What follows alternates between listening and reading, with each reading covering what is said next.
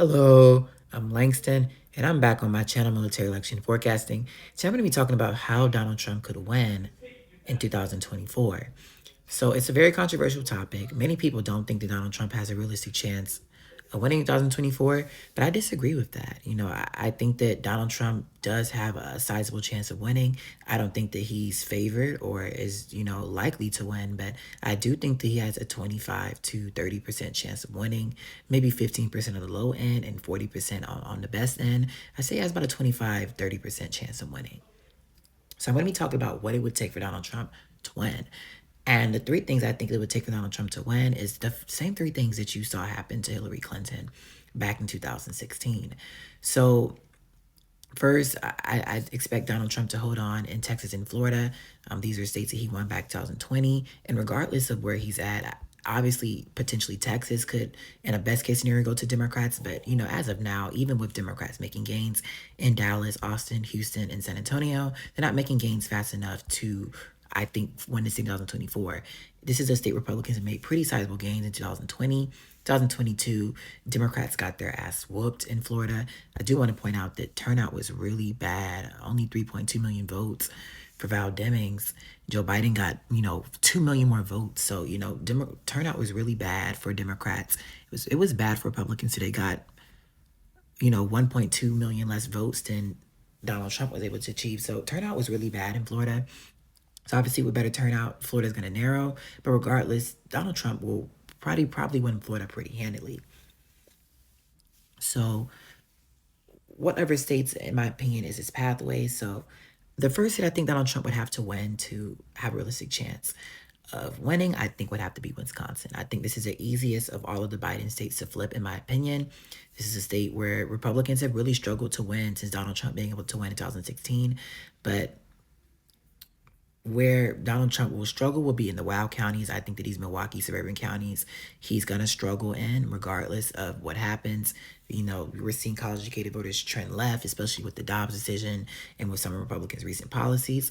But, you saw those same counties trend left in 2016, and it did not stop Donald Trump from winning. Like Hillary Clinton, she did better in Waukesha. Like she did better in Ozaukee, substantially better at that. So you've seen that happen to Democrats before. It's happened to him before, and he was still able to overcome that. So what Donald Trump would need is to continue making gains with these white working class voters and these rural voters across the state of Wisconsin, which you saw he was even able to do in 2020. He would need for black turnout to go down. I think that would be his biggest thing for any victory presidentially. Just like what you saw with Hillary Clinton, I think that he would need black turnout to go down as well as youth turnout and for continued gains amongst the rural and working class base. So if black turnout in Milwaukee can go down, which is, I don't realistically see as being unlikely because, if you look in 2022, turnout in Milwaukee was not high, only 243,000 votes relative to 317,000, a 70,000 vote drop in a state that Mandela Barnes lost by, 26,000 votes. It lets you know that, Democrats definitely are not hitting necessarily the mark they want to hit in some of these places. So I think that for Democrats, they really been struggling with their appeal to black voters in the last couple of years, and you've seen oftentimes a change in some elections. But a lot of these voters in places like Milwaukee, they came out for Joe Biden big because they wanted change. They wanted to see specific things happen, and they haven't necessarily seen any action whether it's addressing systemic racism, adjusting issues that they think that really affect them the most. And you could see a lot of those voters not show up to the polls, and I think that's very likely for Donald Trump. To happen that would really benefit Donald Trump, as well as Cornel West jumping in, a very left wing progressive candidate that spends his whole platform talking about black issues. He could really take away votes in a place like that. And as well as with these youth voters in Madison, which you saw Democrats win big here. And I do want to point out that, yes, Democrats have performed well in Wisconsin, but Democrats are not Joe Biden. And it's something that you'll talk like Democratic policies and Democrats themselves are very, the policy of being a Democrat, like things that are Democratic, like policy wise, are very popular. But Joe Biden himself is not. And for Democrats, in a place like Dane County, a lot of college voters, a lot of college educated voters. These are voters that, they voted for Joe Biden because they thought student loans are going to be canceled. And yeah, you can make the argument the Republicans are the reason why that's not happening.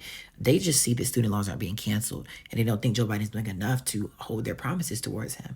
So with lower turnout from black voters in Milwaukee and youth voters in Madison, which is something that could realistically happen to Joe Biden, and with Donald Trump making continued gains with the working class and rural voters, he would be able to flip Wisconsin nearly the same way he was able to do in 2016. The second state I think that Joe Biden would need, for Donald Trump would need to flip would be Georgia.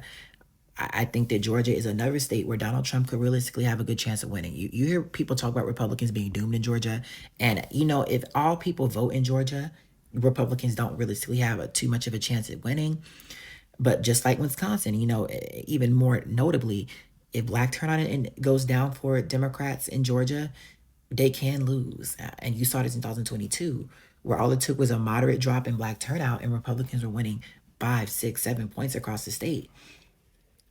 So again, if black turnout does drop in Georgia, Democrats would be doomed. And that's something that Joe Biden is struggling with. His approval rating amongst that demographic is not too high. And with that being the majority of the Democratic vote share in Georgia, that is a problem for Joe Biden going in the future. And I do think that, Donald Trump will continue to struggle with these white exurban voters, like in places like Hall County, Forsyth County, Cherokee County, but he's still winning these counties, pretty substantial. Like these counties are not flipping. They're not going to, narrow too dramatically. But where Joe Biden would struggle would be in places like Fulton County, and DeKalb County, and Clayton County, in the Black Belt, and Augusta, and Savannah, and Columbus, and Macon, these very black populated counties, he would really struggle in because these voters came out for him big because they wanted change, like in Milwaukee, and they haven't seen a dramatic change in their life. So I think that would realistically have a very big impact. Obviously, he would hold on in North Carolina with those factors as well. And I do think there are some states that Donald Trump realistically wouldn't be able to reach. For example, I think that in Michigan, I think that he could realistically win this state in the best case scenario. But, when you go back to 2016, like Hillary Clinton, she only got 519,000 votes in Wayne County. Like you look here, Joe Biden got about 600,000. And when Hillary Clinton only lost by 10,000 votes, like this is what people say, like unless like black turnout is just in the straight gutter, like I'm talking about not even just the trenches, like unless it's in the core of the earth, like Republicans don't have a realistic chance of winning in Michigan. On top of the fact that regardless of what happens, I do expect for Democrats to improve in the suburbs. But, improving in the suburbs is not enough with low black turnout, low youth turnout, and Donald Trump continue to make gains amongst the working class and rural votes. So even with Joe Biden probably not being able to get as much turnout in Detroit, I don't think it would go down to being 2016 levels of bad. And the suburbs will still shift against Donald Trump. So I don't realistically think that he'll be able to flip Michigan, but he doesn't need Michigan to win. I also don't think he'll be able to win in Nevada. Hillary Clinton was able to win this state back in 2016. Joe Biden didn't even spend any money or attention in the state of Nevada and still was able to win it by the same margin as Hillary Clinton. In 2022, Democrats did not really struggle with getting out Hispanic Latino voters, really struggled with turnout in the Las Vegas area. And yes, Republicans did not do so well in the rural areas, but they held up much better in the rural areas compared to Democrats. Like, for example, in Elko County, Adam Laxalt got 12,000 votes. Let's see how many that Donald Trump got. Donald Trump got 16,000. But let's look at Clark County. Democrats only got 357,000. Joe Biden got 521,000. So again, a 200,000 vote drop versus a 4,000 vote drop in some of these rural areas. So what I'm saying is Republicans had a very Republican friendly electorate. And I do want to point out the fact they were against an extremely strong incumbent candidate who had, a very huge appeal to Hispanic Latino voters, which is something that Joe Biden does not have. Does not have the same amount of appeal to Hispanic Latino voters that Catherine Cortez Masto had. But regardless, even with more of those voters voting, it's going to be a problem for Donald Trump to be able to overcome in these rural areas. And I don't think that he'll be able to pull off a victory in Nevada in 2024, regardless of Joe Biden losing ground, as well as in Arizona, where weak Democratic candidates like Katie Hobbs was still able to win against a Trump-backed candidate because of, these McCain-esque Republicans, as well as a higher Hispanic Latino electorate. It's just something Republicans cannot necessarily overcome in Arizona. And even if Donald Trump continues to make gains among Hispanic Latino voters, it doesn't matter because it's more than vote. There's still a Democratic voting bloc and it's going to benefit Democrats, which is what you saw in Texas, in Colorado, New Mexico, and Arizona, and in Nevada back in 2020, and Utah as well. That even when you make gains amongst that demographic, if more than vote, it still benefits Democrats because regardless if you win 40% of the vote of that demographic or 30%, if that electorate increases by 5 points, it still benefits Democrats because there's more of them that are voting. So again, Donald Trump won't probably be able to win in Arizona, Nevada, or Michigan, but his last state he'd only need to win is to get to 270 would be Pennsylvania. In my opinion, I think that this would be a harder one for him, but I don't think it's impossible because John Fetterman, he won here by a pretty convincing margin, but Dr. Oz really struggled in these rural areas. Like he did not have the ability to get out these rural working class, rural voters that Donald Trump dominated in back in 2020. And I don't think Donald Trump will have that problem. I do think Donald Trump will do worse in these suburban areas in Philadelphia. But you go back to 2016, all of these Philadelphia suburban counties shifted against him as well. Look at Chester. Chester flipped. Look at Montgomery. Like look at Delaware. Like these counties shifted to Hillary Clinton and she still lost. So again, if black turnout is low in Philadelphia, if youth turnout is low in some of these cities, and Democrats keep losing, if Democrats are struggling to get out their base in Pittsburgh, Donald Trump can easily win Pennsylvania. So again, for Donald Trump to win, I think he'd have to flip back Wisconsin, flip back Georgia, and flip back Pennsylvania. I think that would be his best path to 270. I don't realistically think Arizona, Nevada, and Michigan is too much hope for him. But in Georgia, this is not that unlikely because let's just be realistic. Like, he does not have the same appeal. Joe Biden does not have the same amount of appeal to black voters that Raphael Warnock has. He does not have the same amount of appeal to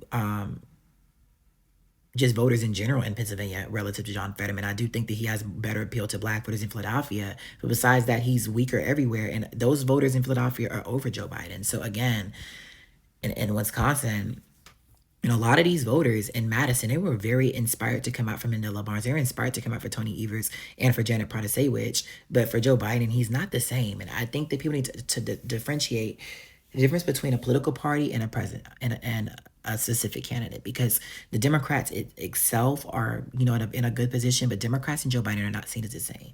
So I think that for Donald Trump, this might be unlikely for him to win, but he does have a path. And I think people need to understand that. Something that someone told me a couple years back was that even though Barack Obama might be who we inspired to be, and that Joe Biden might be who we settled for, Donald Trump is who we really are. And a lot of Americans know that. Donald Trump has a unique appeal to a lot of Americans that resonate with him. And even though they might not agree with him, even though they might not, think the way he does, they have similar attributes to him. And a lot of people don't want to, address that part of themselves. A lot of things they complain about when it comes to Donald Trump, they have those same flaws. And a lot of people that dislike Donald Trump, they dislike him because they have similarities to him they don't want to see. And a lot of people that like Donald Trump, they embrace his flaws because they think that those are the same flaws that they have themselves. So with that, Donald Trump has a specific appeal that no Republican candidate has to the American electorate. And that appeal might not be enough to win, but he does have a pathway to do such. So again, that is my video. Thank you guys so much for tuning in. My next video, we'll be talking about all of the other current issues that have happened in America this last week. I'll be getting into that series, and I'll be, exploring some more videos as well. So thank you guys so much for tuning in. Make sure to have a great Juneteenth weekend, and that'll be all. Goodbye, guys.